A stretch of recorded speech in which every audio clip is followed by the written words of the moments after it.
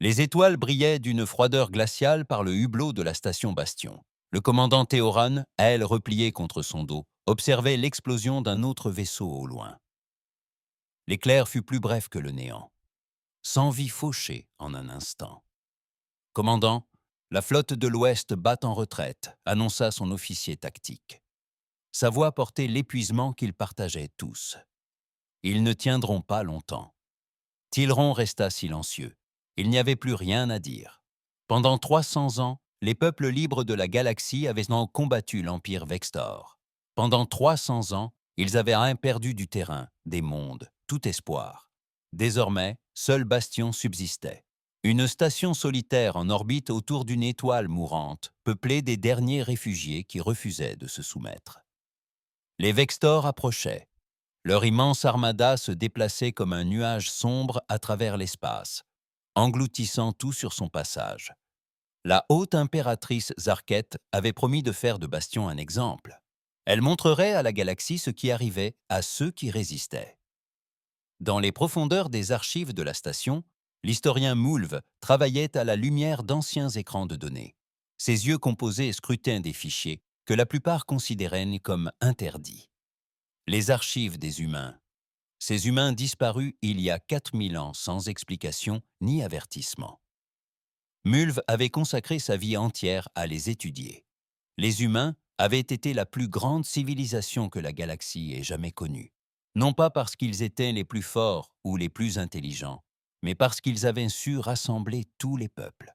Sous la tutelle humaine, des milliers d'espèces vivaient en paix. Elles partageaient net leurs connaissances, résolvaient net leurs conflits et bâtissaient ensemble un avenir. Puis, un jour, les humains disparurent. Chaque monde habité par l'humanité était désert. Leurs vaisseaux restaient silencieux en orbite. Leurs stations ne répondaient à aucun appel. En une seule nuit, des milliards d'humains s'étaient volatilisés, comme s'ils n'avaient jamais existé.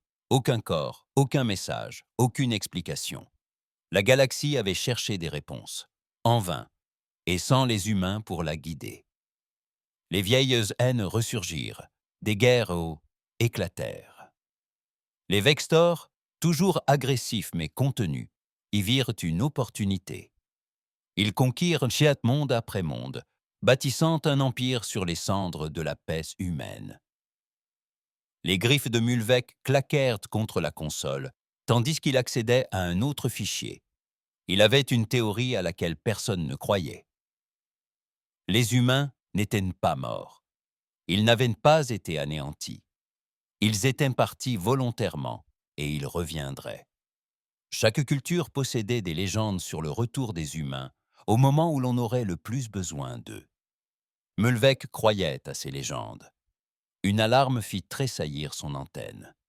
L'un de ses programmes de surveillance s'était déclenché. Pendant des décennies, il avait maintenu en place des systèmes de surveillance pour d'anciennes installations humaines disséminées à travers la galaxie.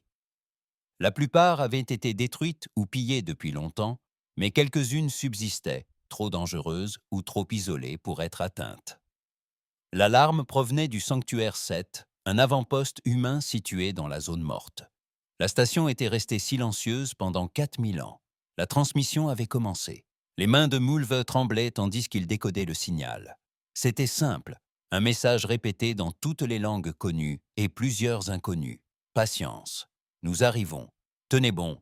Il devait prévenir quelqu'un. Il devait prévenir le commandant. Mulv s'empara de la puce de données et courut dans les couloirs aussi vite que ses 6 pattes le lui permettaient. Derrière lui, la station tremblait sous les impacts des armes Vextor sur les boucliers extérieurs. Sur le pont de commandement, Théoran reçut le rapport concernant un autre vaisseau abattu sans presque réagir. Il leur restait peut-être 6 heures, peut-être moins.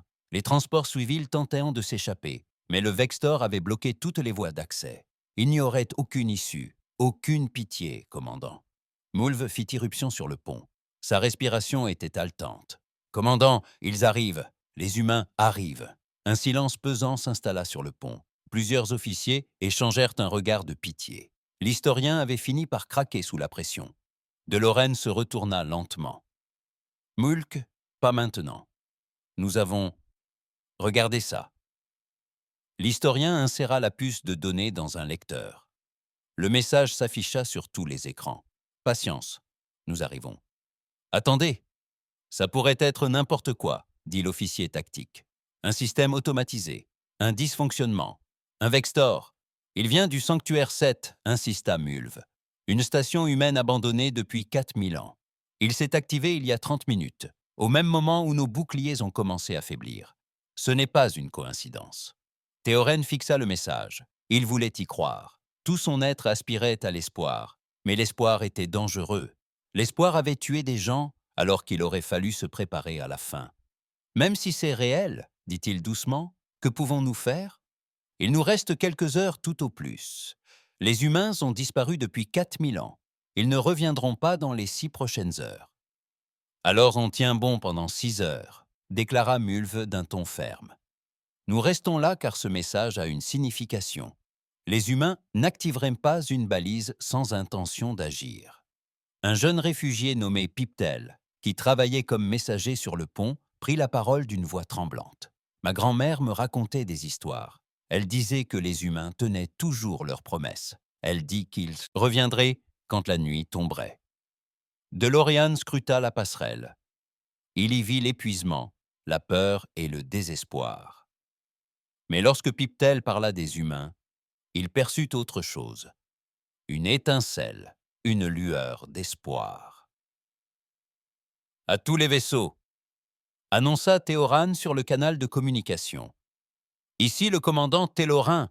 Nous tenons cette position. Nous nous battons jusqu'à la dernière minute. Les humains ont envoyé un message. Ils arrivent. » Il n'y croyait pas vraiment, mais son peuple avait besoin d'espoir. S'il devait y mourir, autant qu'il meure dans l'espoir plutôt que dans le désespoir. Dehors, l'armada Vextor avançait. À l'intérieur, les habitants de Bastion se préparaient à leur ultime combat. Et très loin, dans l'obscurité interdimensionnelle, quelque chose d'ancien s'agita et se mit en mouvement. Les vaisseaux d'évacuation décollèrent de la station Bastion par groupe de 3. Chacun transportait 1 millier de réfugiés, principalement des enfants et des personnes âgées. Ils tenteraient de forcer le blocus Vextor et d'atteindre les systèmes extérieurs. La plupart périraient probablement, mais le commandant Théoran se devait d'essayer. Il les regarda partir du poste de commandement, lourdement chargé. Derrière lui, des écrans tactiques montraient les forces Vextor se repositionnant pour leur assaut final. Le général Krax, le commandant militaire le plus brutal des Vextor, était arrivé en personne pour superviser l'attaque. L'impératrice ne voulait aucune erreur. « Monsieur, l'équipe archéologique demande un transport immédiat », rapporta l'officier de transmission. Ils sont entrés dans la base humaine à la surface et ont déclaré l'intervention urgente. DeLorean avait oublié cette expédition. 3 jours auparavant, une équipe de scientifiques avait détecté des émissions énergétiques inhabituelles provenant de ruines sur la Lune désertique située sous la station. Des ruines humaines scellées depuis 4000 ans. Les portes s'étaient soudainement ouvertes d'elles-mêmes. « Dites-leur que nous n'avons aucun vaisseau à disposition », commença Théoran. Mais Mulve lui saisit le bras. « Commandant, je vous en prie. Si les humains ont ouvert cette installation maintenant, c'est qu'il y a forcément une raison. Laissez-moi descendre en navette. 10 minutes. » Théor voulut refuser, mais quelque chose dans le regard de l'historien le retint. 10 minutes. Pas une seconde de plus. La navette traversa la fine atmosphère comme une pierre. Mully-VC pouvait apercevoir l'installation humaine d'en haut, un immense complexe de métal argenté qui n'avait pas terni depuis 4 millénaires. L'entrée était ouverte, et des lumières brillaient qu'Héroas brillait de l'intérieur pour la première fois dans l'histoire. À l'intérieur, l'équipe archéologique restait figée dans la salle principale. Ils n'avaient pas bougé depuis leur entrée. Ils contemplaient simplement ce qui se dressait au centre de la haie. Pièce. Elle avait une apparence humaine, parfaitement humaine, avec une peau sombre et des cheveux argentés, vêtue de vêtements d'un style inédit depuis 4000 ans, mais ses yeux brillaient d'une douce lueur bleue et son corps vacillait par moments comme un hologramme. « Bonjour », dit-elle d'une voix qui semblait venir de partout à la fois. « Je suis le docteur Kira Venn.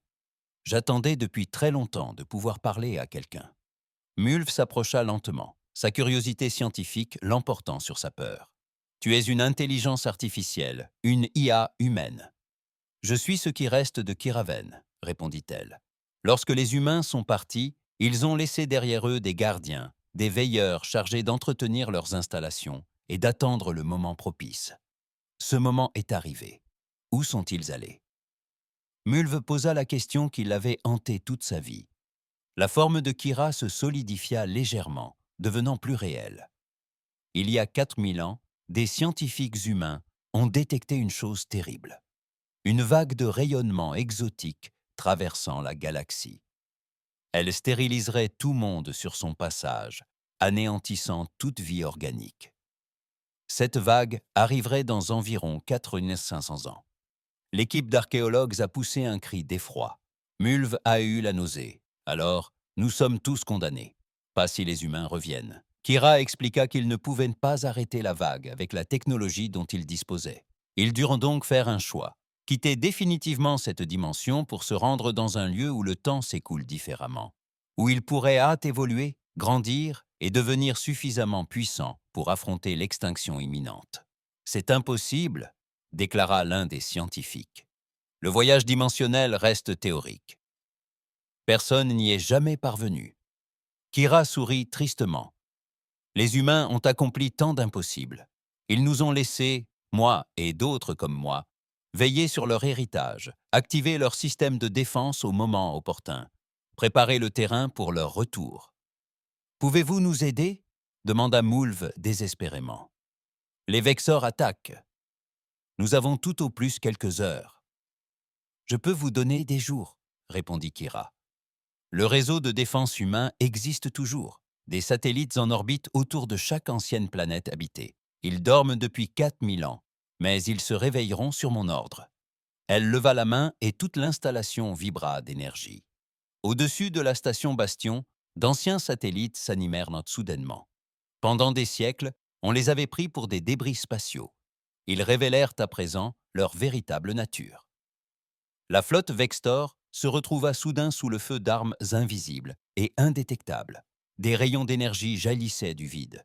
Des vaisseaux explosèrent ou s'éteignirent, leur système mis hors service. Le général Krak hurlait des ordres, mais ses troupes ne pouvaient combattre ce qu'elles ne parvenaient pas à localiser. En 3 minutes, le réseau de défense humain détruisit ou neutralisa 15% de l'armada Vextor. Puis, les satellites se mirent de nouveau en veille, leurs réserves d'énergie limitées, épuisées. Mais ils avaient gagné du temps, un temps précieux. Sur la Lune, Kira poursuivit son récit. Les humains voulaient sauver tout le monde, pas seulement eux-mêmes. Mais ils savaient que s'ils restaient, ils échoueraient. Alors ils sont partis, promettant de revenir quand ils seraient prêts, quand ils seraient devenus ce dont on avait besoin. « Comment sais-tu qu'ils reviendront ?» demanda Mulv. « Comment peux-tu en être certaine ?»« Parce que je les sens, » répondit Kira doucement. « Aux confins de l'espace, à la frontière des dimensions, ils rentrent chez eux. Ils ont ressenti votre souffrance. Ils savent que vous êtes en danger. Et les humains n'abandonnent jamais leurs amis. » Sur la station Bastion, Télérin observait avec stupéfaction la flotte Vextor plongée dans le chaos, comme le révélaient ses capteurs. Le répit serait de courte durée. Le général Krax réorganisait déjà ses forces, les positionnant hors de portée des satellites humains. Mais le moral avait changé. L'équipage travaillait avec une énergie nouvelle. L'impossible s'était produit. D'anciennes armes humaines s'étaient activées pour les défendre. Peut-être que l'autre chose impossible, le retour de l'humanité elle-même, était également réel.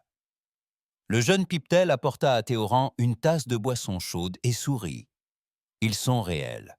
Les humains sont réels. » Ma grand-mère avait raison. Théoran voulait mettre en garde contre un espoir trop grand, mais il en fut incapable. Il avait vu l'impossible se produire. Qu'était-ce qu'une impossibilité de plus sur le vaisseau amiral Vextor? Le général Crack se tenait devant l'image holographique de l'impératrice Zarketh. L'impératrice était furieuse. « Vous avez laissé des armes antiques endommager notre flotte, » siffla-t-elle.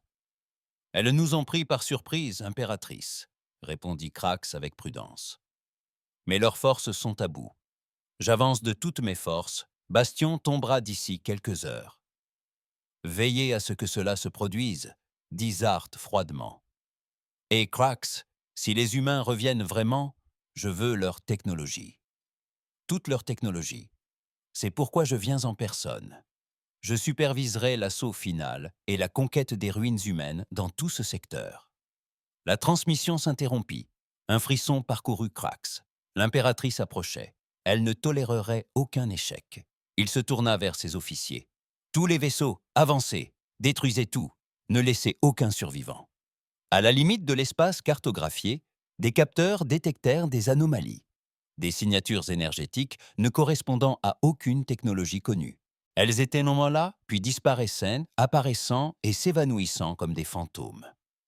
Un vaisseau solitaire apparut dans l'obscurité. Petit et élégant, il était fait de matériaux qui semblaient se mouvoir et s'écouler comme du métal liquide. À l'intérieur, un homme était assis seul aux commandes. Il avait l'air humain, mais son regard portait le poids de 4000 ans d'histoire. Il fixait l'étoile lointaine où la station Bastion luttait pour sa survie. « Tenez bon, » murmura-t-il. « Nous y sommes presque. » Le vaisseau disparut à nouveau, se déplaçant à une vitesse supraluminique, parcourant en quelques heures des distances qui auraient dû prendre des semaines.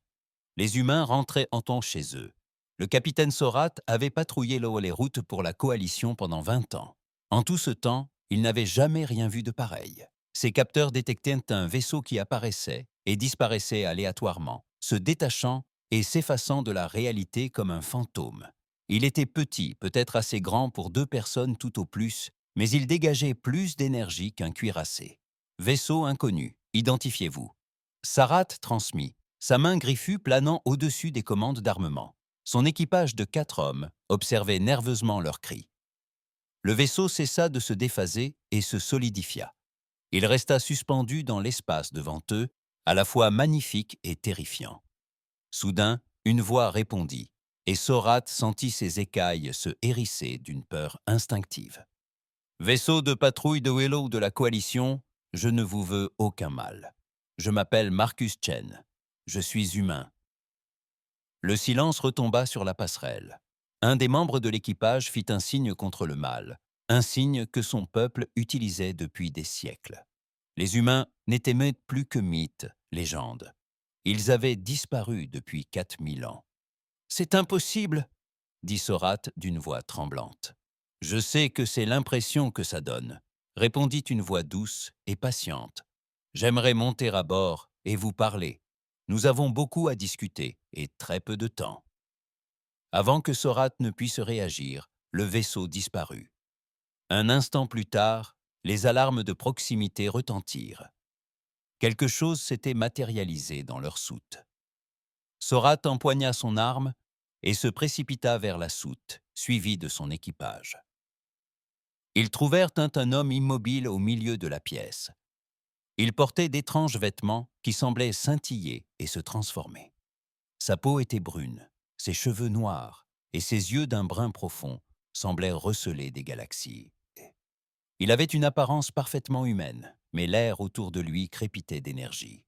Les appareils électroniques vacillaient en sa présence. Et lorsqu'il parla, Sorat entendit les mots dans sa propre langue, bien qu'il sût que les lèvres de l'humain ne suivaient pas les sons. « Merci de ne pas avoir tiré immédiatement, » dit Marcus avec un léger sourire. « C'est une preuve de sagesse. J'ai un message pour le commandant Théoran à la station Bastion. Vous devez m'y emmener. Bastion est assiégé. Sarat a dit que son arme était toujours pointée. Le Vextor la détruira d'ici quelques heures. On nous a ordonné de repérer d'éventuelles voies d'évacuation. »« Je sais, » répondit Marcus. « C'est pourquoi je suis ici. Le siège échouera. Mais d'abord, il faut que vous compreniez quelque chose. Les humains ne vous ont pas abandonné. Nous sommes partis pour devenir ce qui était nécessaire. Nous sommes allés dans un lieu hors de l'espace et du temps. Nous avons évolué, nous avons changé, et maintenant, nous revenons. Pourquoi demanda un membre de l'équipage de Sorat. Pourquoi partir? Pourquoi ne pas se battre à nos côtés? Le visage de Marcus s'assombrit. Parce que nous ne pouvions pas gagner avec les moyens dont nous disposions. Nous avons détecté une menace imminente qui anéantirait toute vie dans cette galaxie. Nous avions peut-être 400 ans pour nous préparer avec notre technologie actuelle. C'était insuffisant. Nous sommes donc allés dans un endroit où le temps s'écoule différemment, où 4000 ans ici nous laissaient pour bien plus de temps pour évoluer et changer. « Que devenez-vous » demanda Zorat d'une voix douce. « Quelque chose de plus » répondit simplement Marcus. « Regardez. » Il leva la main et soudain, la soute se remplit d'images. Ils virent l'univers sous des angles impossibles. Ils virent l'énergie et la matière s'écouler comme l'eau. Ils virent la forme même de l'espace-temps se courber et se tordre. Ils virent le vaisseau de Marcus dépasser la vitesse de la lumière en se déplaçant latéralement à travers les dimensions. « Nous ne sommes plus purement biologiques, » expliqua Marcus. « Nous sommes mi-machine, mi-énergie, mi-quelque chose d'innommable dans vos langues. Nous avons fusionné avec notre technologie et l'avons transcendée. Nous pouvons manipuler les forces fondamentales de la réalité. Nous sommes devenus ce qui était nécessaire pour affronter la menace imminente. » Les images disparurent. L'équipage de Sorat resta figé dans un silence stupéfait. « Vous êtes des dieux, » murmura l'un d'eux. « Non » répondit Marcus d'un ton ferme. « Nous sommes encore humains. Nous nous souvenons encore de ce que signifie prendre soin des autres, espérer, se battre pour ceux qui ne peuvent se défendre. Nous sommes simplement humains, avec en plus 4000 ans d'efforts acharnés. »« Combien d'entre vous reviennent ?» demanda Sarah. « Nous tous, » répondit Marcus.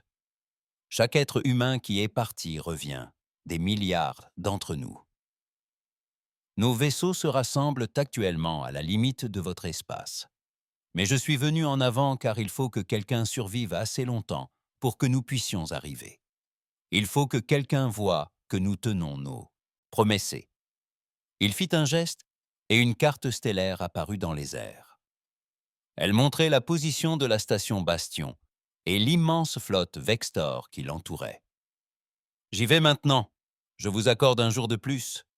La flotte arrivera demain et cette guerre prendra fin. Un seul vaisseau contre une armada, » déclara Sorat. « Même avec votre puissance, vous ne pouvez pas rester les bras croisés, » l'interrompit Marcus. Sa silhouette se mit à briller. Le vaisseau autour d'eux trembla sous l'effet de la puissance qui atteignait des niveaux inimaginables.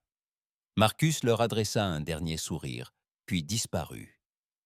À l'extérieur, son petit vaisseau se dirigea vers les lignes Vextor. Un groupe de patrouilles de 20 cuirassés le repéra et se mit en route pour l'intercepter. Ils tirèrent une quantité de feu suffisante pour détruire une lune. Le vaisseau de Marcus encaissa tous les tirs, puis il riposta. Un unique rayon de lumière bleu-blanc effleura le cuirassé de tête. Le vaisseau n'explosa pas, il cessa simplement d'exister. Il était là un instant auparavant. L'instant d'après, il n'y avait plus que le vide. Les autres vaisseaux tentèrent de fuir. Marcus les anéantit tous en 14 secondes. Le général Krax, témoin de la destruction depuis son vaisseau amiral, ressentit pour la première fois de sa vie une peur véritable. Qu'est-ce que c'était? Qu'est-ce qui a détruit mes vaisseaux? « Vaisseau inconnu, monsieur », répondit son officier de reconnaissance, la voix tremblante. « Cela ne correspond à aucun modèle connu. Les relevés énergétiques sont hors échelle. »« Est-ce l'œuvre des humains ?» murmura Krax. Le vaisseau de Marcus s'approcha du vaisseau amiral. Une transmission parvint simultanément sur tous les canaux. « Général Krax de l'Empire Vextor, je suis Marcus Shannon. Vous avez 24 heures pour retirer vos forces de la station Bastion.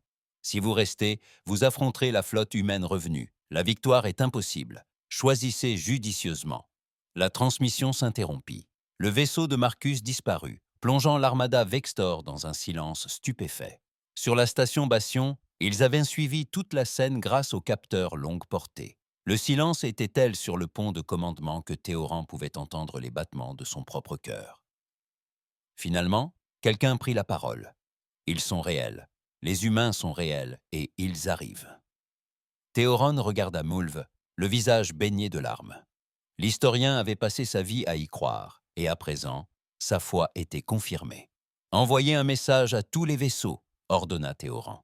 Nous tenons bon encore un jour. Les humains rentrent chez eux.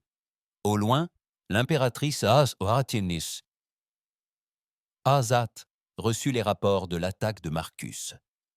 Incrédule, elle les lut 3 fois. Puis, se levant de son trône, elle s'adressa à sa cour réunie. « Préparez ma flotte personnelle. J'irai moi-même à Bastion. Si les humains reviennent, je les affronterai personnellement. Je ne les laisserai pas s'emparer de mon empire. » Ces courtisans échangèrent des regards souasse nerveux. Personne n'osait dire à l'impératrice que les empires ne signifiaient un rien pour des êtres capables d'anéantir des vaisseaux de guerre d'un simple claquement de doigts. Le décor était planté. Il ne restait plus qu'1 jour, et aux confins de l'espace, des milliers de vaisseaux humains se rassemblaient, se préparant à retourner vers une planète qu'ils avaient quittée 4 millénaires auparavant. La journée s'écoulait lentement à bord de la station Bastion. Chaque minute semblait une éternité. La flotte Vextor n'avait pas battu en retraite, mais n'avait pas non plus attaqué. Le général Krax attendait l'arrivée de l'impératrice Zarkat et de ses renforts. Elle arriva avec 300 vaisseaux supplémentaires, les plus puissants de l'Empire. Le commandant Tauren observa le vaisseau amiral de l'impératrice prendre position au centre de l'armada.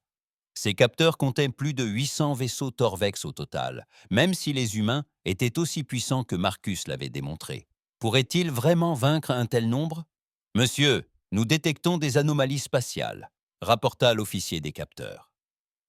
Sa voix était empreinte d'excitation. Des centaines d'entre elles dans tout le système. Les relevés d'énergie augmentent de façon exponentielle. Théoren se tourna vers l'écran. L'espace lui-même se déchirait en des dizaines d'endroits. Des failles de lumière blanc bleuté apparurent, s'agrandissant à chaque seconde, et des vaisseaux humains en émergèrent, par milliers. Ils étaient magnifiques. Chacun était unique, fluide et d'apparence organique, bien que composés de métaux et de matériaux de pointe qui semblaient vivants. Ils allaient de petits chasseurs à d'immenses porte-vaisseaux qui surpassaient tout ce que possédait le Vextor. Ils se déplaçaient dans l'espace avec une grâce et une précision telle qu'ils fendaient n'enfantaient l'eau. De nouvelles failles s'ouvrirent, d'autres vaisseaux émergèrent. En moins de 5 minutes, 10 000 vaisseaux humains encerclèrent en la flotte Vextor de toutes parts, et ils continuaient d'arriver. Ici, l'amiral Sarah Okonko de la flotte de défense humaine. Une voix transmise sur toutes les fréquences. « Nous sommes de retour. Déposez les armes et préparez-vous à recevoir nos représentants. » À bord de son vaisseau amiral, l'impératrice Zarketh contemplait l'écran tactique, incrédule. Ces 800 vaisseaux étaient complètement encerclés par une force ennemie plus de 10 fois supérieure en nombre.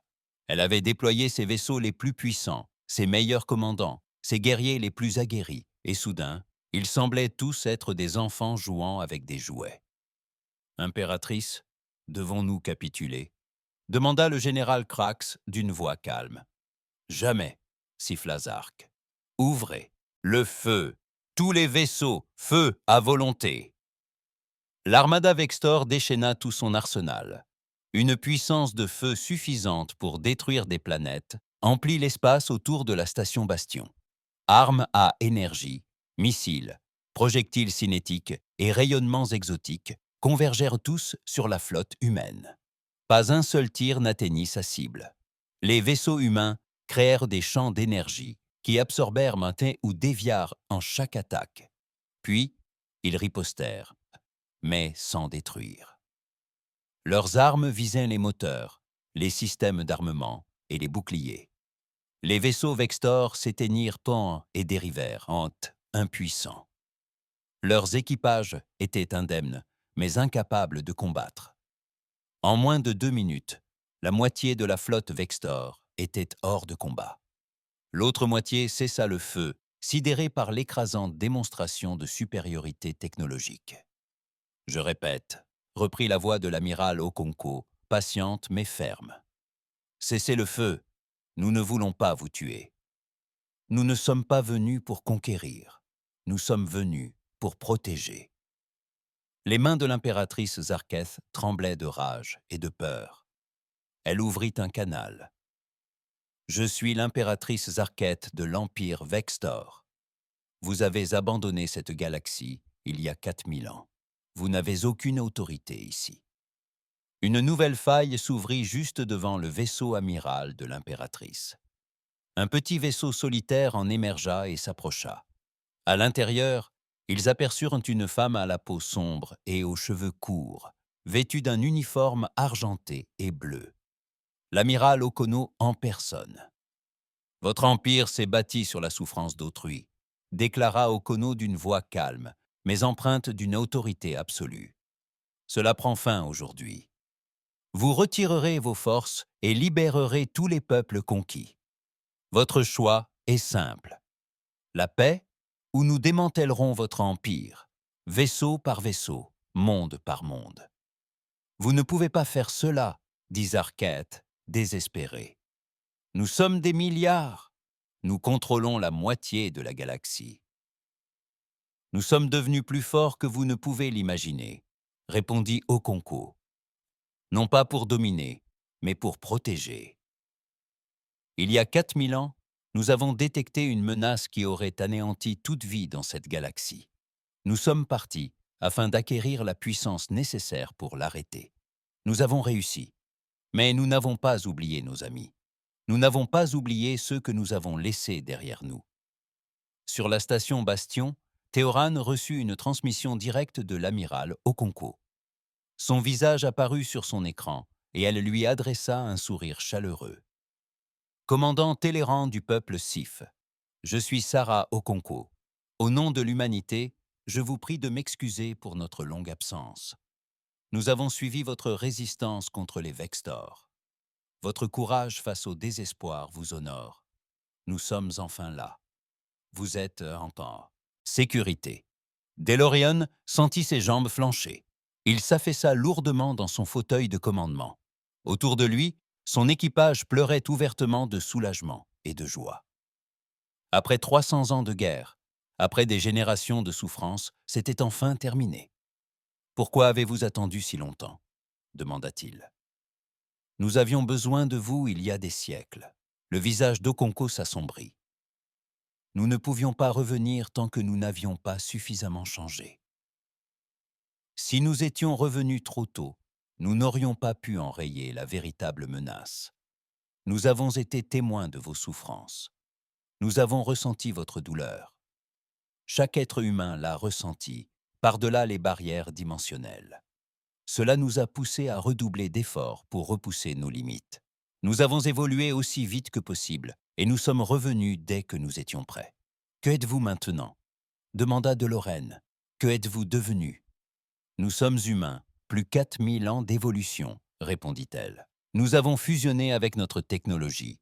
Nous avons appris à manipuler l'énergie et la matière à des niveaux fondamentaux. Nous sommes devenus en partie biologiques, en partie numériques, en partie une entité nouvelle. Mais nous sommes restés humains là où cela comptait vraiment, dans nos cœurs, dans nos valeurs, dans notre promesse de protéger ceux qui ne peuvent se protéger eux-mêmes à travers la galaxie. Des scènes similaires se sont déroulées. Des vaisseaux humains apparurent dans chaque forteresse Vextor. Simultanément, les mondes conquis furent libérés. Les esclaves furent affranchis. En certains endroits, les Vextor livrèrent une bataille. Leurs vaisseaux furent mis hors de combat, mais non détruits. L'humanité était revenue avec une force écrasante, mais aussi avec une retenue remarquable. Dans cet espace interdimensionnel où l'humanité avait passé 4000 ans, l'expérience avait été tout autre. Le temps s'y écoulait étrangement. Ce qui représentait 40 siècles dans l'espace normal avait duré près d'1 million d'années dans leur refuge. Génération après génération, des humains étaient nés, avaient vécu et étaient morts, œuvrant pour un seul but: devenir assez forts pour sauver l'humanité entière. Ils avaient fusionné leur conscience avec une intelligence artificielle avancée, ce qui leur permettait de penser plus vite et de traiter davantage d'informations. Ils avaient reconstruit leur corps au niveau cellulaire, le rendant plus résistant et adaptable. Ils avaient appris à manipuler le champ quantique lui-même, ce qui leur conférait des capacités qui semblaient magiques aux yeux des autres. Mais malgré tout, ils avaient conservé leur humanité. Ils racontaient des histoires sur leurs amis restés sur place. Ils se souvenaient de la galaxie telle qu'elle avait été, peuplée de peuples divers œuvrant ensemble. Ils, gardant l'espoir qu'à leur retour, ils pourraient reconstruire ce rêve. Et ils y étaient sans être parvenus. L'impératrice Zarket assista impuissante à l'effondrement de son empire en une seule journée. Chaque monde qu'elle avait conquis était libéré. Chaque flotte qu'elle commandait était neutralisée, et les humains n'avaient tué personne, sauf en cas d'absolue nécessité pour leur défense. Elle comprit alors qu'elle n'avait pas seulement perdu une guerre. Son insignifiance était désormais avérée. Les humains ne conquéraient pas son empire. Ils le faisaient simplement disparaître, révélant sa nature éphémère, comme toujours. « Nous capitulons », dit-elle d'une voix calme. L'amiral Okonko acquiesça. « Vous et votre état-major serez placés en détention. Votre peuple sera autorisé à retourner sur sa planète natale. Ce qu'ils feront ensuite leur appartient. Mais l'ère de l'Empire est révolue. L'ère de la coopération recommence. » Tandis que les vaisseaux Vextor commençaient à désactiver leurs armes, les habitants de la station Bastion sortirent de leurs abris.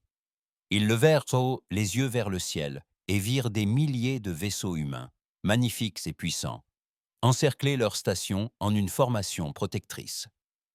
Le jeune Piptel se tenait près d'un hublot, les larmes aux yeux.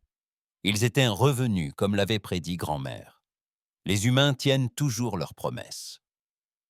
Derrière eux, Mulvec souriait, épuisé mais infiniment soulagé. L'œuvre de sa vie était accomplie. Les humains existaient bel et bien. Ils étaient de retour et la galaxie ne serait plus jamais la même. 3 mois après le retour de l'humanité, la galaxie avait bien changé. L'empire Vexor s'était effondré. Les mondes conquis célébraient leur liberté. Les camps de réfugiés se vidaient peu à peu, leurs habitants regagnant leur foyer. Des vaisseaux humains sillonnaient l'ancien espace Vexor, apportant aide et protection. Mais tous n'étaient pas en liesse.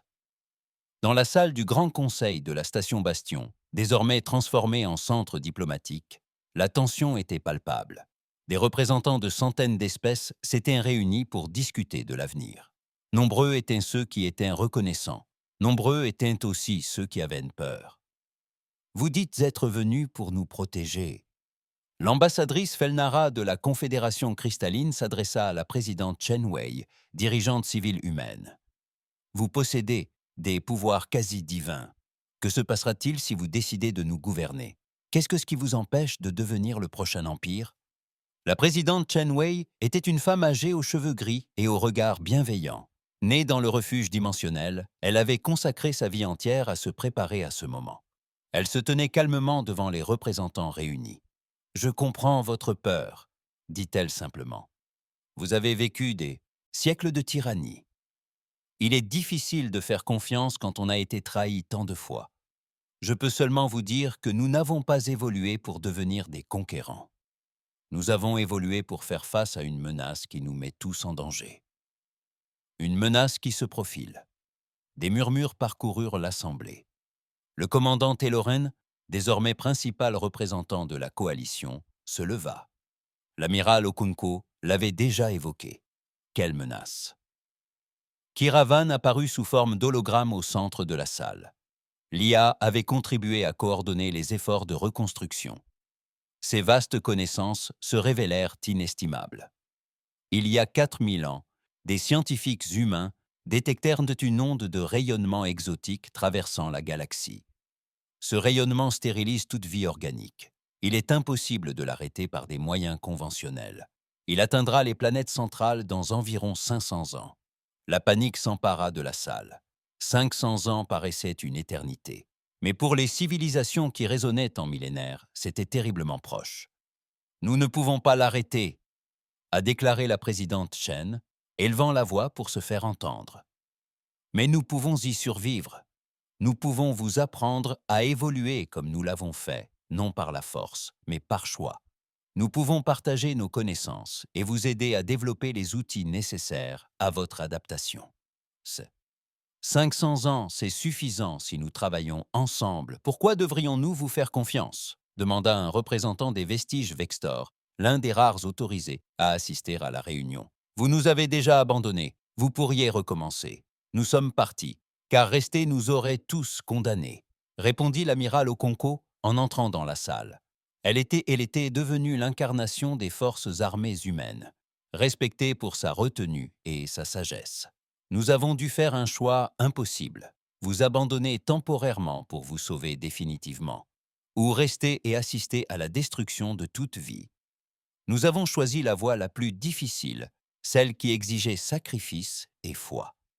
Elle activa un affichage holographique révélant l'espace dimensionnel où l'humanité avait évolué. C'est là que nous avons passé 4000 ans, de votre temps comme du nôtre. Cela s'est écoulé près d'1 million d'années. 40 000 générations d'humains sont nées et mortes en ce lieu, œuvrant pour un seul et même but. Ils ne vous ont jamais rencontré.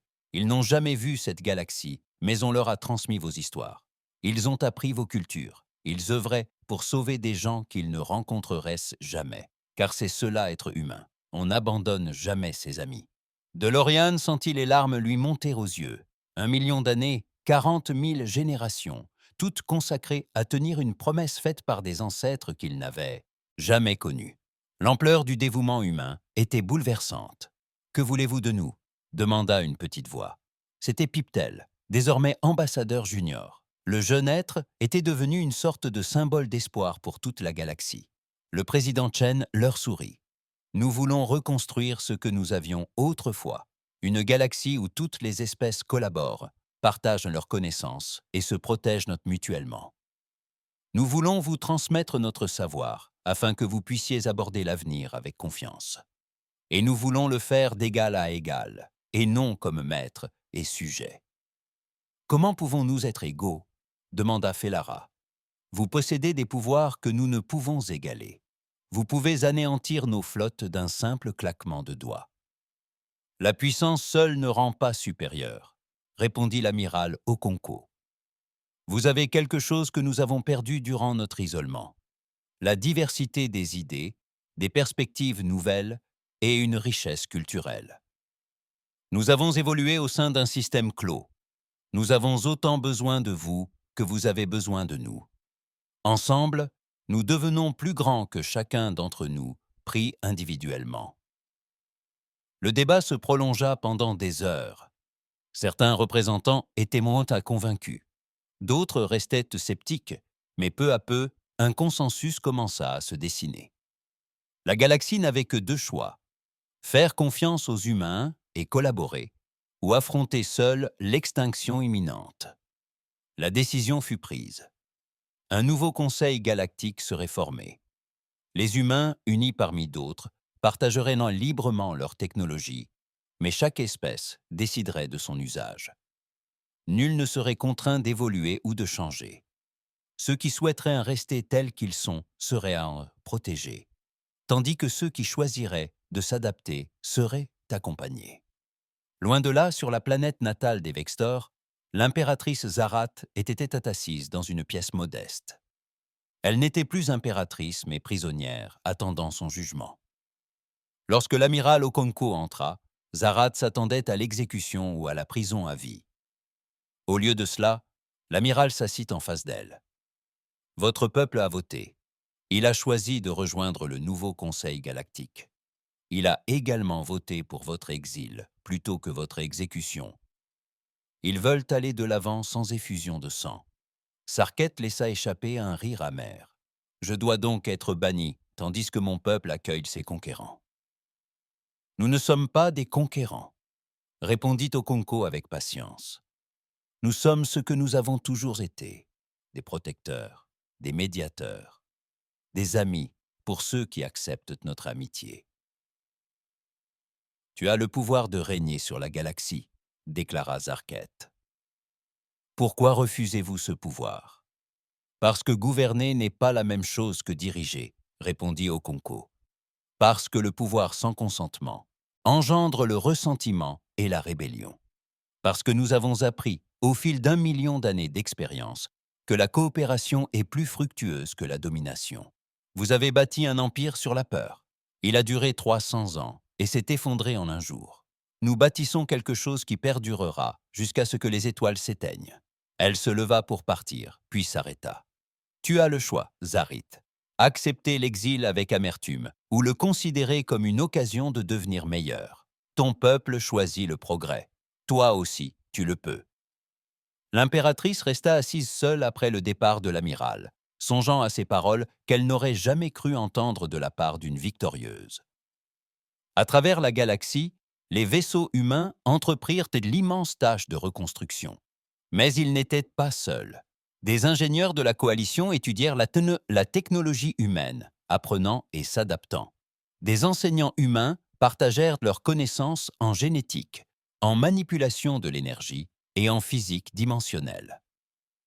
Des jeunes issus de centaines d'espèces fréquentaient de nouvelles écoles où les humains enseignaient aux côtés de leurs semblables. Molv prit la direction des nouvelles archives galactiques et travailla avec Kira à la préservation de l'histoire des 4000 dernières années, afin que nous n'oubliions jamais, expliqua-t-il, ce que l'espoir et la persévérance peuvent accomplir. Le commandant Telorun assuma un nouveau rôle de coordinateur militaire et collabora avec l'amiral Okonkwo à la mise en place d'une véritable force de défense englobant toutes les espèces. Pour la première fois de sa vie, il ne se préparait pas à la guerre, mais à la paix. Le jeune Piptel étudiait à la nouvelle académie, apprenant les mathématiques et la physique humaine aux côtés d'étudiants venus de dizaines de mondes. Il rêvait de devenir explorateur, de voyager à travers les portails dimensionnels que les humains avaient commencé à établir. Sur Terre, désertée depuis 4000 ans, les humains marchaient sur l'herbe et respiraient de l'air véritable pour la première fois de leur existence. Ils pleurèrent devant la beauté des couchers de soleil qu'ils n'avaient vus qu'en images. Ils plantèrent des arbres qui mettraient des siècles à pousser, certains que des générations futures pourraient en profiter. 5 ans après leur retour, la présidente Chéni se présenta une dernière fois devant le Conseil galactique.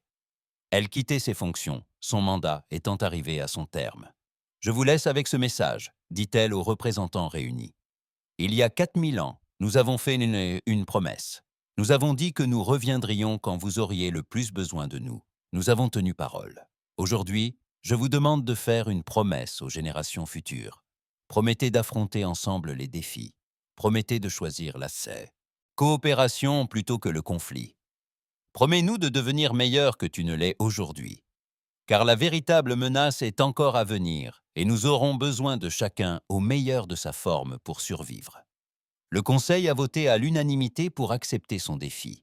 Ils l'ont appelé la promesse d'unité. Chaque espèce s'est engagée à collaborer, à partager ses connaissances et à préparer l'avenir comme un seul peuple aux multiples visages. Sur la station Bastion, désormais officiellement rebaptisée Station de l'Espoir, un monument a été érigé. Il représentait une main humaine se tendant pour soulever des êtres de nombreuses espèces, qui à leur tour soulevaient l'humain plus haut. L'inscription disait « Ils sont revenus quand tout espoir était perdu. » Ensemble, nous affronterons tout ce qui arrivera.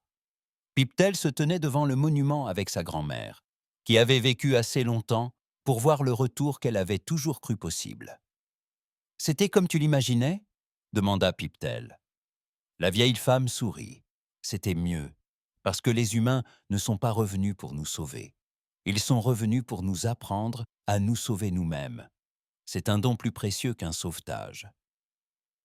Voilà le don de l'espoir.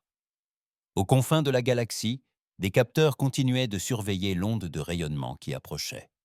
Elle était encore à 500 ans, mais déjà des milliers d'espèces collaboraient pour développer les technologies et les stratégies nécessaires à leur survie. Elles partageaient leurs idées, unissaient leurs forces et bâtissaient un avenir commun. Les humains étaient revenus, non pas en conquérants ni en sauveurs, mais en partenaires. Et la galaxie, unie pour la première fois en 4000 ans, faisait face à l'avenir ensemble. Quoi qu'il arrive, ils l'affronteraient unis. L'humanité avait prouvé que l'extinction n'était pas inévitable, que la souffrance pouvait prendre fin et que les promesses fêtées à travers les millénaires pouvaient encore être tenues. L'ère du silence était terminée. L'ère de l'espoir avait commencé.